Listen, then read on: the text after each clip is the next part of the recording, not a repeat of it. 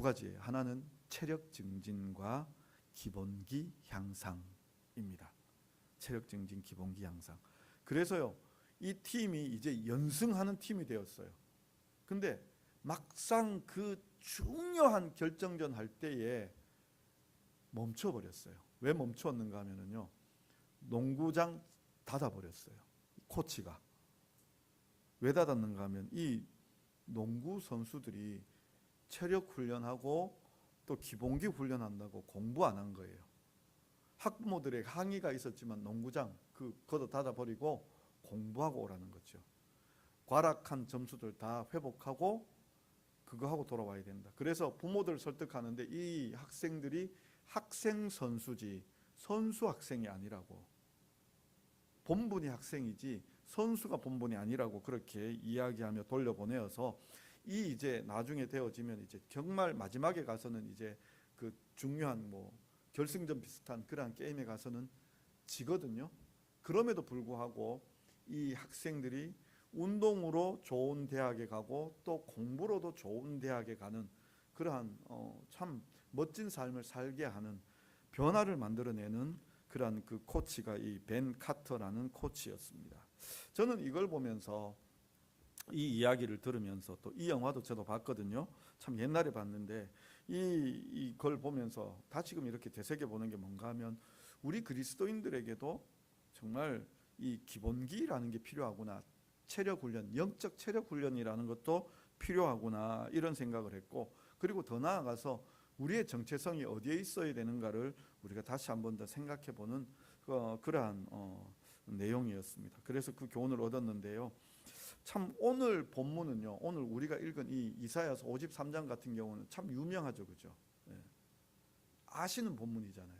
제가 성찬을 인도하면서 자주 읽었던 본문입니다, 그죠? 특히 이제 그 1절부터 해서 6절까지는 제가 자주 읽어 드렸었습니다. 그리고 또 이 유명한 찬송도 있죠, 그죠? 송명희 씨가 쓴 그 찬송이라든지 또 뿐만 아니라 부활절이나 고난주간이 되어지면 이 말씀을 가지고 찬송곡을 만들어서 이렇게 이제 찬양단이 이렇게 발표하기도 하는 그러한 일들이 많아서 우리가 이 본문 잘 압니다. 너무 기본에 가까운 그 말씀입니다. 제 개인적으로 고백하자면요, 이 말씀을 보면서 안 들어와요. 뭐가 안 들어오는가 하면은 이게 읽어도 그냥 읽힐 뿐이에요. 읽힐 뿐이에요. 너무 유명한 말씀이다 보니까 그냥 읽혀질 뿐이에요. 또 그리고 설교를 하려고 하니까 이 설교를 내지는 또 이렇게 큐티를 해서 뭔가 함께 나누려고 하니까 이게 깊이가 있고 정말 중요한 본문이기 때문에 쉽게 예를 들자면 너무 거대하고 풍성한 방대한 내용을 다루려고 하니까 엄두가 안 나는 거예요. 그게 정말 엄두가 안 나는 거예요. 그렇지만 또 이제 밤새 고민하고 또 생각하고, 지난 금요일 같은 경우는 자다가 많이 깼어요. 뭐하지? 어떻게 하지? 그러니까 이렇게 써보았다가 엎어버리고 저렇게 써보았다가 엎어버리고 계속해서 엎어버리고 했었는데, 오늘도 이렇게 또 말씀을 함께 나누면서 우리가 정말 깊은 울림이 있었으면 좋겠습니다. 자, 먼저 내용 관찰입니다. 우리 다시 한번 본문을 보시면서 한번 들어보시길 바랍니다. 우리가 전한 것을 누가 믿었습니까? 여호와의 팔이 누구에게 나타났습니까? 그는 주 앞에서 연한 순같이 마른 땅에서 나온 뿌리같이 고운 모양도 없고 풍채도 없어서 우리가 보기에 흠모할 만한 아름다운 것이 없었습니다. 그는 멸시를 받아서 사람들에게 버림을 받고 가난의 고생을 알고 병의 고통을 아는 사람입니다. 사람들이 그에게서 얼굴을 돌리는 것 같은 멸시를 당하였고 우리도 그를 귀하게 여기지 않았습니다. 그는 우리의 질병의 고통을 지고 우리의 슬픔을 당하셨으나 우리는 그가 징벌을 받아 하나님께 맞고 고난당한다고 하였습니다. 그가 찔린 것은 우리의 허물 때문입니다. 그가 상처를 받은 것은 우리의 죄악 때문입니다. 우리가 징계를 받음으로 우리가 평화를 누리고 그가 채찍에 맞음으로 우리는 나음을 받았습니다. 우리는 다 양처럼 흩어져 제 갈 길을 갔으나 여호와께서는 우리 모두의 죄악을 그에게 담당시키셨습니다. 그가 곤욕과 괴로움을 당할 때에도 그는 입을 열지 아니하였습니다. 도수장으로 끌려가는 어린 양같이 털 깎는 자 앞에서 잠잠한 양같이 그의 입을 열지 아니하였습니다. 그는 곤욕과 신문을 당하며 끌려갔습니다. 그 당시 사람들 중에 누가 생각하기를 그가 살아있는 자들의 땅에서 끊어짐은 마땅히 형벌받을 내 백성의 허물 때문이라 하였겠습니까? 그는 폭력을 행하지도 아니하였고 그는 거짓말도 하지 않았으나 그의 무덤이 악인들과 함께 있었으며 그가 죽은 후에 부자와 함께 있었습니다. 여호와께서 그를 상하게 하셨고 그가 질고를 당하게 하셨습니다. 따라서 그의 영혼을 속건제물로 드리기에 이르면 그가 자손을 보게 되며 그는 장수할 것이요 또 그의 손으로 여호와께서 기뻐하시는 뜻을 성취할 것입니다. 그가 자기 영혼에 수고한 것을 보고 만족할 것이다. 나의 의로운 종은 많은 사람을 의롭게 하며 또 그들의 죄를 담당할 것이다. 그러므로 내가 그를 존귀한 자의 몫을 받을 것이고 강한 자와 함께 재물을 나눌 것이다. 이는 그가 기꺼이 자기 목숨을 버려 사망에 이르렀고 죄인으로 취급받았다. 그러나 그가 많은 사람의 죄를 담당했고 범죄자를 위하여 기도하였다. 예, 오늘 이 본문을 이렇게 보시면은요, 제가 읽다가 경어를 쓰다가 마지막에 가서는 경어 안 썼죠. 평서문으로 했죠. 11절과 12절은 이사야의 말이 아니에요. 선지자의 말이 아니고 11절과 12절은 하나님의 말씀이에요. 직접 인용이에요. 그래서 이렇게 다르게 표현을 했습니다. 혹시 이 이사야서 이렇게 뭐 쌍따옴표 표시할 수 있다면 그 성경에다가 쌍따옴표 표시하셔서 이게 바로 하나님의 말씀이다라는 거. 선지서는 보다가 보면 어려운 게 뭔가 하면 이게 선지자의 말인지 하나님의 말씀인지 또 그리고 누구를 향한 말씀인지 이게 참 헷갈릴 때가 많거든요. 그런데 그런 맥락들만 어느 정도만 잡아도 선지서를 쉽게 읽을 수 있습니다. 그래서 이 53장을 읽을 때 마지막 11절 12절은 쌍따옴표 따오시면 됩니다. 그래서 뭐 다른 성경 쉬운 성경을 이렇게 가보시면 거기에는 이르시되라고 가라사대라고 그렇게 시작해서 말씀하셨다라고 그렇게 끝을 맺고 있습니다. 자, 오늘 내용들을 보면 우리가 잘 알고 있는 내용들이기에 몇 가지 정리만 좀 단어만 정리 좀 해드리자면 여기 보면 뭐 연한 순 같은 것은 새싹이라는 뜻도 있지만 거기에 잔가지, 잔뿌리 또 혹은 젖먹이라는 뜻을 또 뜻도 함께 가지고 있고요. 또 뿌리라는 말도 이 뿌리라는 말이 있지만 거기에 더하여서 또 뭐가 있는가 하면 새싹이라는 어린 가지라는 뜻도 같이 가지고 있습니다. 그래서 동의어 반복 같은 뜻을 가지고 있는 단어들의 반복으로 볼 수 있습니다. 이 53장 같은 경우는 신학자들이 노래라고 이야기하거든요. 제목을 붙여서 종의 노래 혹은 그 더 앞에 붙이면 여호와의 종의 노래라고 그렇게 이야기하기도 합니다. 또 여기에 보면 또 이제 멸시라는 단어도 나오는데 이 멸시는 경멸이라는 뜻이죠. 아주 그냥 무시를 지나쳐서 아주 그냥 정말 그 아주 뭐라 그래야 될까? 이 경멸을 받으면 이건 정말 마음에 큰 상처가 되는. 근데 예수님께 그런 걸 했다는 거고요. 간고라는 이 말은 한문의 뜻으로 보면 가난한 고생이에요. 가난한 고생. 가난하여서 경험하게 되어지는 고생인데 원어로 이렇게 보자면 이 간고라는 말은 고통, 슬픔, 수고라는 그런 단어의 뜻을 가지고 있고요. 질고라는 말은 이것도 역시 한문의 뜻으로 보면 질병의 고통이에요. 질병. 그래서 병 때문에 당하는 고통, 병 때문에 당하는 고통이 질고인데 병으로 인한 괴로움 뭐 이런 뜻인데 병, 악, 재난, 불행이라는 뜻으로 히브리어에서는 그렇게 사용이 되어집니다. 자, 1절부터 3절까지 보면 중요한 것은 이거예요. 우리가 전한 것을 누가 믿었느냐? 우리의 팔이 누구에게 나타났느냐? 우리가 전한 것을 누가 믿었을까요? 지금 이거 반어법이거든요. 누가 믿었을까요? 그리스도요. 여호와의 종요. 그리고 여호와의 팔이 누구에게 나타났느냐? 아무에게도 안 나타났지만 바로 이 그리스도 여호와의 종에게 나타났어요. 그런데 사람들은 어떻게 했는가 하면 이 그리스도의 종의 모습을 보니까 연한 순 같고 뿌리 같아서 이제 막 그 잔가지 같고 뭐 중요하지도 않고 볼품 없고 싹이 스물스물 올라오면 그냥 이게 뭐 너무 중하다 귀하다 이렇게 안 여기잖아요. 그 뭐 보잘것없이 여기잖아요. 보잘것없이 여기는 그러한 그 모습에 우리가 뭐라고 이야기하는가 하면 그것이 전혀 흠모할 만한 것도 없다라고 이야기하고 있어요. 이게 참 귀하다, 아름답다, 좋다.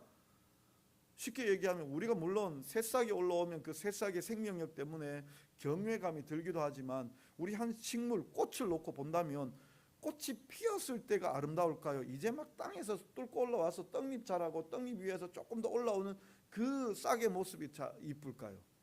대부분은 꽃 피고 그 결실할 때가 더 좋고 더 아름다워 보이는 거죠. 그런데 지금 여기에 흠모할 만한 것이 없다. 당연히 그렇게 뿌리 같기도 하고 잔뿌리 같기도 하고 그 자그마한 새싹 같기도 하고 아무것도 보잘것이 없다라는 얘기죠. 그리고 3절로 넘어가 보면 심지어는 우리가 멸시하죠. 무시하죠. 그가 간고를 많이 겪고 질고를 알고 이렇게 또 슬픔도 알고 그렇게 버림을 받는 참 보잘것없는, 그럼에도 불구하고 어떤 분인가 하면 이 그리스도에게, 여호와의 종에게는 말씀도 있고 하나님의 능력도 있어요. 사람들이 못 알아보고 있어요. 사람들이요. 4절에도 마찬가지죠.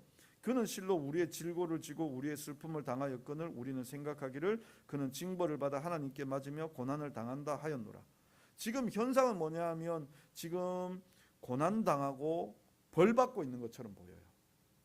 그 뒤에 나와 있는 대로 채찍 맞고 또 여기 찔림을 당하고 이런 일을 당하는 것 보면서 저 사람 그냥 저렇게 징계받고 있구나라고 생각하는 거죠.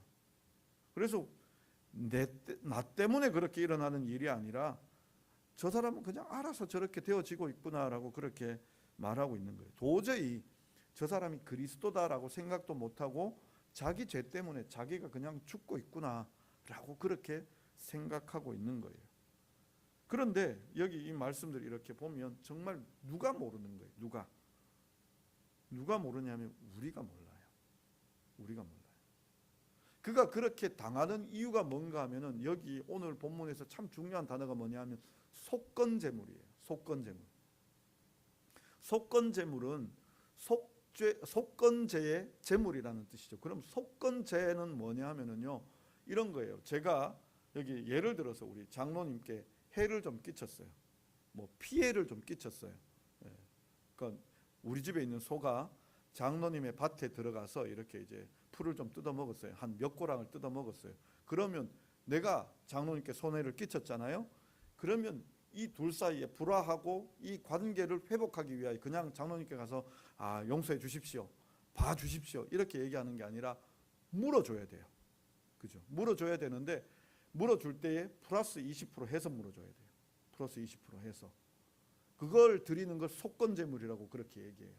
지금 우리가 하나님께로부터 죄 지어서 하나님과 떨어진, 하나님께 손해를 끼친 그러한 그 관계인데 예수님께서 오셔서 예수님이 아니라 이 그리스도가 오셔서, 정말 그리스도라는 말은 여호와의 종이고 기름 부음 받은 자라는 뜻이죠. 그리스도가 오셔서 우리를 대신하여 속건제물이 되어 주신 거예요. 하나님께 대하여 속건제물이 되어 주시면서 갚아 주셨어요. 죄지음으로 말미암아 하나님께 손해를 끼쳤다면 이 속건제물로 하나님의 피해를 다 보상해 준 거예요. 그런데 우리는 무슨 생각하고 있는가 하면 이 사람은 죄인이다라고 생각을 하고 있는 거예요. 자기 죄 때문에 징계받는 거고 자기 죄 때문에 찔림받는 거고 자기 죄 때문에 채찍 맞는 거다라고 그렇게 얘기하는 거예요. 우리의 상황을 어떻게 두고 이야기하는가 하면 우리는 양 같아서 그릇 행하여 각기 제 길로 갔다라고 이야기해요. 저 사람하고 나하고 아무 상관없다라는 거예요. 그래서 영향력도 없고 막 가버린다라는 거예요. 자, 그런데요, 지금 제가 이 53장을 얘기했는데 좀 뜬금없지 않습니까? 무슨 내용인가 하면 40장부터 우리가 이 이사야서를 이렇게 봐왔거든요. 그렇죠? 몇 주째 이렇게 보고 있죠. 보고 있는데 하나님의 종, 여호와의 종, 그래서 그 기름 부음 받은 자는 누구였는가 하면 고레스였어요. 기억나세요? 고레스였어요. 고레스인데 이 고레스가 어떤가 하면은 적들을 다 무찌르고 막 정복하고 깨뜨리고 나아가는 고레스였어요. 그런데 갑자기 어떻게 되는가 하면 지금 고난당하고 있어요. 어디에 변곡점이 있는가 하면요, 47장까지는 고레스 이야기예요. 47장까지는. 48장부터는 뭐가 나오는가 하면 종이 나오는데 고난받는 종이에요. 고난받는 종. 사람들이 이해가 안 되는 거예요. 뭐가 이해가 안 되는가 하면 지금 하나님의 종이라고 이야기하면 이 하나님의 종으로서 우리가 생각하기에 고난 당하면 안 돼요. 그렇잖아요. 그러니까 이 존재가, 이 땅에 오는 그 그리스도가 하나님께서 특별하게 구별하신 기름 부은 그 존재가, 하나님의 종으로 쓰는 그 존재가 어떤 존재여야 되는가 하면 왕, 선지자, 혹은 이 제사장. 그래서 특별히 구별함을 받은 사람이죠. 하나님께서 특별히 써주시는 거예요. 하나님께서 특별히 써주시면 우리가 제일 먼저 생각하는 게 이런 거죠. 은사가 많아서 막 다 깨뜨리는 거죠. 마치 사사기 시대의 그 삼손처럼요.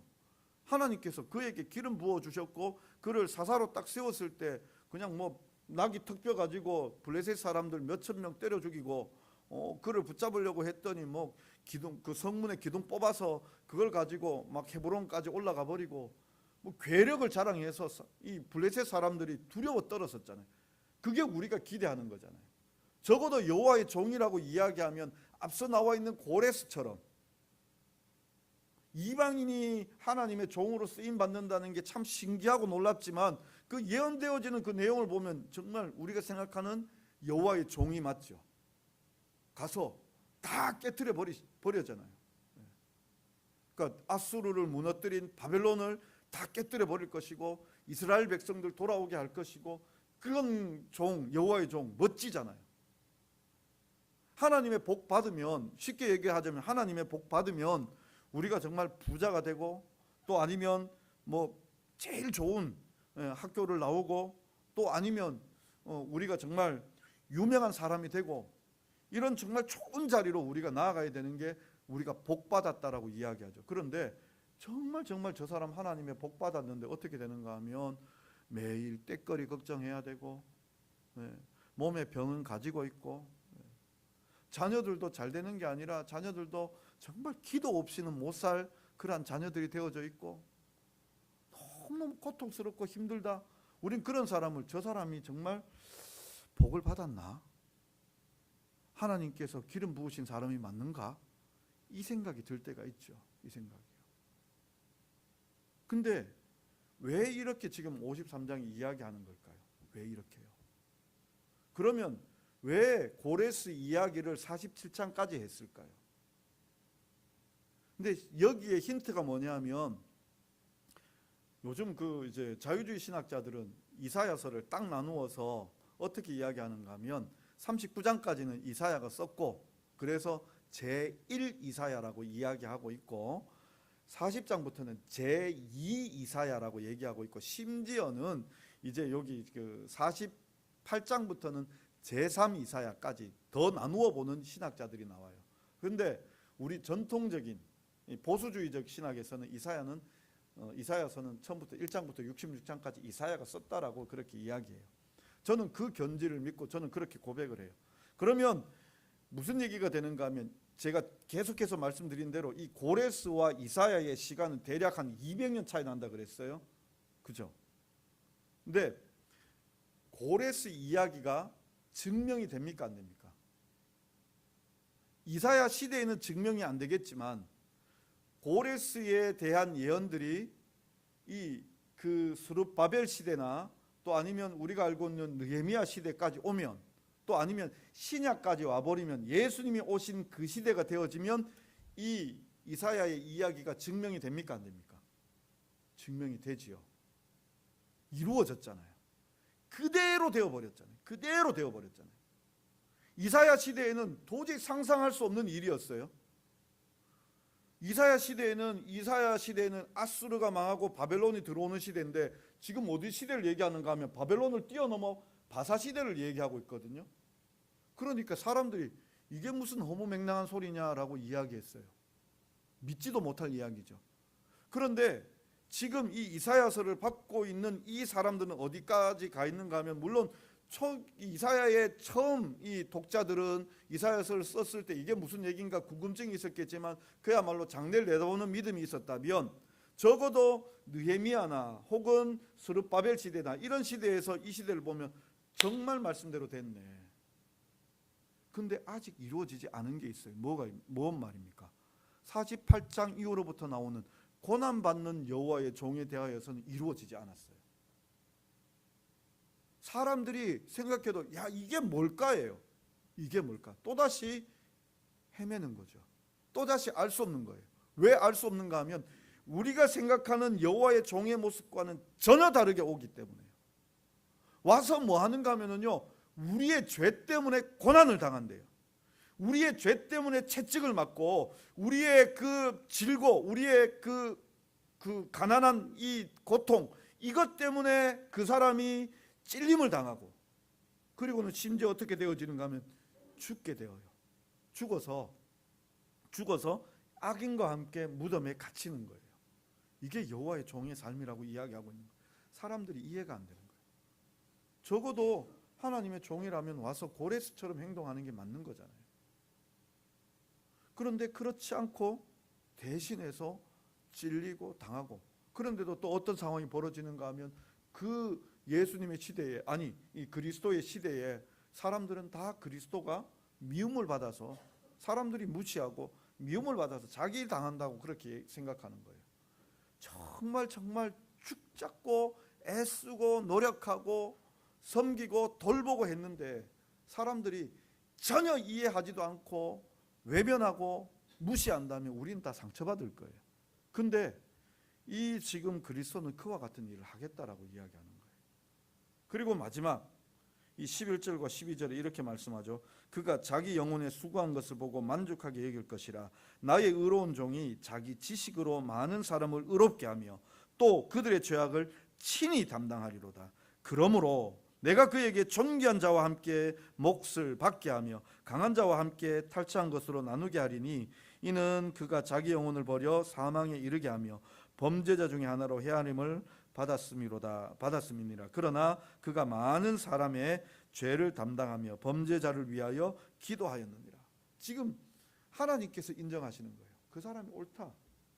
그 사람이 일을 이룬 것이 그렇게 귀한 열매로 나타날 것이다 라고 그렇게 말씀을 하고 있는 거예요. 지금 우리 입장에서 보면 이는 바로 예수 그리스도를 두고 이야기한 것이라 우리는 분명하게 이야기할 수 있습니다. 그런데 문제가 뭐냐면요, 우리도 지금 신앙생활하면서도 예수님에 대하여 이해하지를 못해요. 믿지 못해요. 자요, 제가 첫머리에 켄 카터라는 그 코치의 이야기를 했어요. 근데 학생들이 처음 이 켄 카터를 무시하기도 하지만 이제 연승을 경험하면서 우리가 승리하는구나라고 경험을 해봤어요. 근데 정말 결정적으로 이제 점점 좋아지고 높아지고 이렇게 가고 있는데, 좋아지고 있는데 이러한 때에 공부 때문에 딱 막아버렸어요. 농구장을. 그죠? 너희들은 학생이다라고 쉽게 해서 얘기하자면 너희들은 학생이라고 딱 막아버렸어요. 우리가 교회에 왜 나와서 이렇게 예배 드리는 겁니까? 처음 우리가 교회에 나올 때는 어떤 이유로 우리가 주님 앞에 나오는 겁니까? 주님 앞에 나올 때 이런 겁니다. 하나님 앞에 복 받기 위해서요. 은혜 받기 위해서요.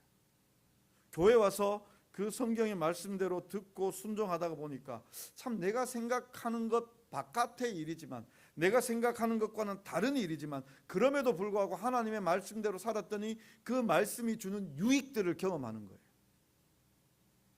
우리 그런 간증들 많이 듣잖아요. 그죠? 내 생각과는 다르지만 하나님의 말씀을 들었더니 이렇게 좋은 결실들을 하게 되었다. 뭐 공부를 잘하게 되었다. 아니면 망해가던 사업이 다시 회복되었다.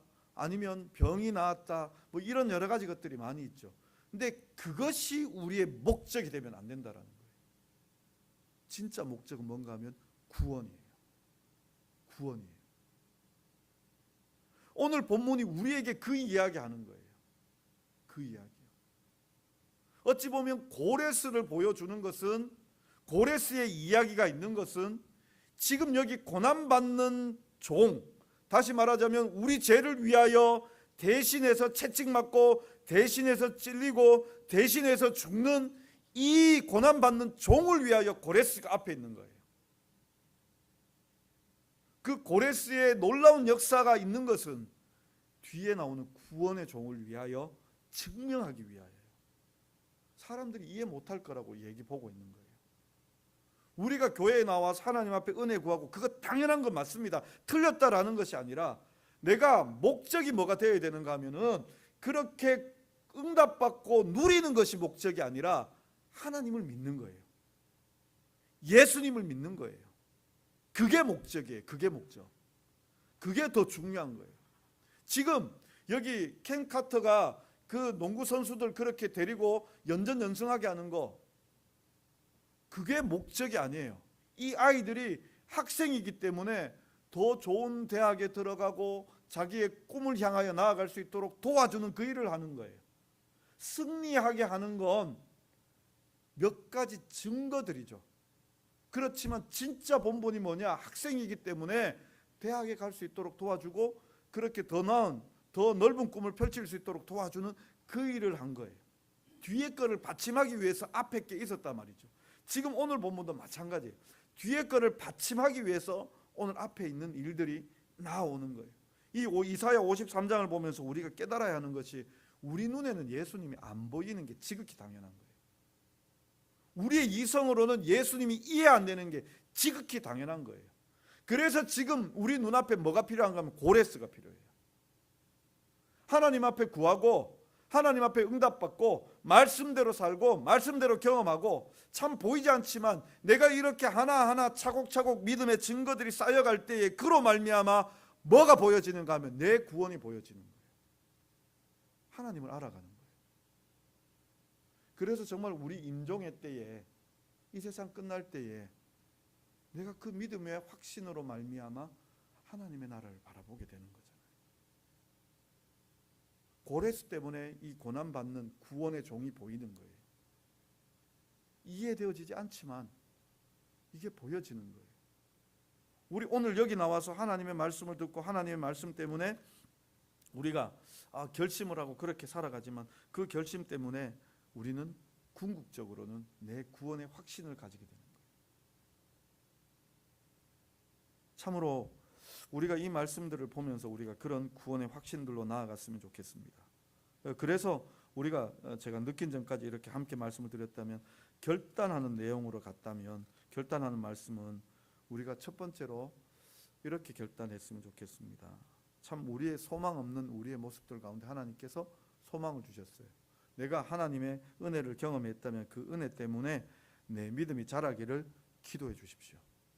우리의 목적은 하나님을 알아가는 겁니다. 그래서 하나님 알고 하나님 고백하고 하나님을 섬기며 나아가는 겁니다. 근데 이렇게 하나님 알며 섬기며 나아갈 때 우리가 그저 평안히 이렇게 내 삶을 지금 현재 그대로 두고 이렇게 하고 있으면 별일이 없을 거예요. 근데 저는 좀 뭐라 그래야 될까? 짐을 좀 실어 드리고 싶어요. 짐. 어떤 건가 하면 복음을 전하십시오. 복음을 전하십시오. 내 주위의 사람들에게 복음을 전하십시오. 복음을요. 우리 성도님들이 하나님을 경험하고 그래서 내 구원의 확신이 더해져 갈 때 복음을 전하십시오. 제가 이번 주에요. 그 GLB 전도사가 되었어요. GLB 전도사가요. 그러니까 GLB를 통하여서 정말 우리 아이들이 경험되어지고 은혜 받았던 것을 저는 압니다. 또 저도 경험을 했고요. 그래서 주위에 교회들에게 알리고 싶었어요. 그런데 저보다도 더 빠르게 알려져서 2019년 같은 경우는 우리가 총 한 150명 정도가 모였었어요. 그때 학생들이 한 110명 정도, 115명 정도가 이렇게 모였는데 진행이 안 돼요. 그때 우리 결심했던 게 뭐냐, 목사님들이 더 이상 느리지 말자. 아무리 많아도 7, 80명 정도로만 끝내자.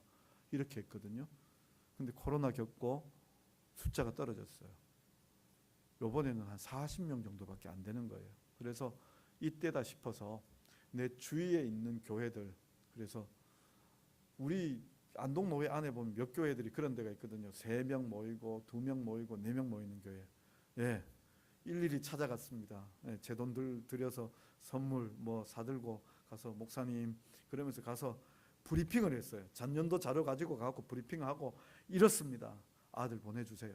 예, 그랬더니 세 교회에서 같이 하기로 했어요. 세 교회에서. 그 제가 좋으니까 경험이 있으니까 이 GLB 오면 애들 변합니다. 경험이 있으니까 전하는 거예요. 우리가 뭐 하는가 하면 복음을 위하여 전해야 돼요. 복음을 위해서 은혜 받고 그리고 하나님 구원의 확신이 있고 이러면요 전하세요. 살아계신 하나님이 계시잖아요. 그래서 우리가 이 결단으로 나아간다면 더 복음을 전하는 삶, 하나님 경험하고 그것을 주위에다 전하는 삶으로 살아가실 수 있길 바랍니다. 그래서 하나님 정말 살아계심을 어디서든지 증거하는 우리 성도님들 되실 수 있기를 간절히 바랍니다. 기도하겠습니다. 사랑의 하나님 아버지, 오늘도 우리가 주님 앞에 나와서 귀한 말씀의 은혜를 받습니다. 아버지 하나님, 하나님은 살아계시고 여전히 역사하여 주십니다. 우리가 바라는, 우리가 원하는 것은 연전연승의 승리의 그 모습만을 원하온데 그 응답받고 승리하고 기쁨을 누리는 것, 그것이 전부가 아니라 그것이 우리에게 주어졌을 때에 참으로 우리에게 구원의 확신이 하나님이 계시고 예수 그리스도가 나를 위하여 이 땅에 오신 이 복음의 진리가 살아있어서 내게 역사하여 주셨음을 깨닫는 은혜 더하여 주옵소서. 그래서 그것이 구원의 확신이 되어지고 이 확신이 이웃을 향하여 증거되어지는 복음의 증거가 우리의 삶에 나타날 수 있도록 주님 도와주시옵소서. 그런 믿음의 삶으로 하나님의 그 영광스러움을 드러내는 우리의 삶의 사명을 다하는 우리들 되게 하여 주옵소서. 예수님의 이름으로 기도드리옵나이다.